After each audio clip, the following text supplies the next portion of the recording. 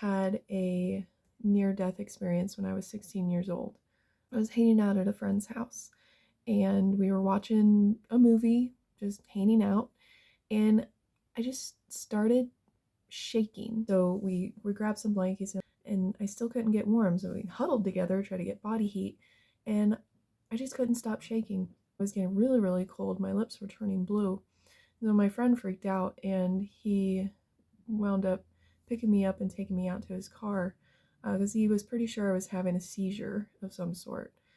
So he put me in his car, ended up getting pulled over by a cop, and because he was speeding, and so he was telling the officer frankly what was going on, and the officer could see me being unresponsive, shaking violently, so he ended up calling an ambulance to come pick me up. I kind of was conscious but not being able to wake up. Like, I could not open my eyes, I could not respond, and I could hear commotion in the room. I could hear everybody talking, and then I heard my mom crying.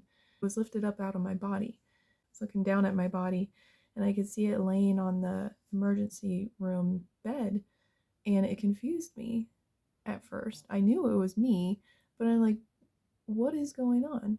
And I was shot up a tunnel, but it had a galaxy of different colors, like blacks, purples, blues, greens, just amazing. I ended up just in this dark pitch black. It was like a big void. I had a sense of knowing there was a big presence around me. It was so loving and so kind. I didn't see anything. And then Jesus telling me, daughter, I have so much more plans for you. It's not your time yet. That's when I woke back up in the hospital room, just trying to understand what happened. It was like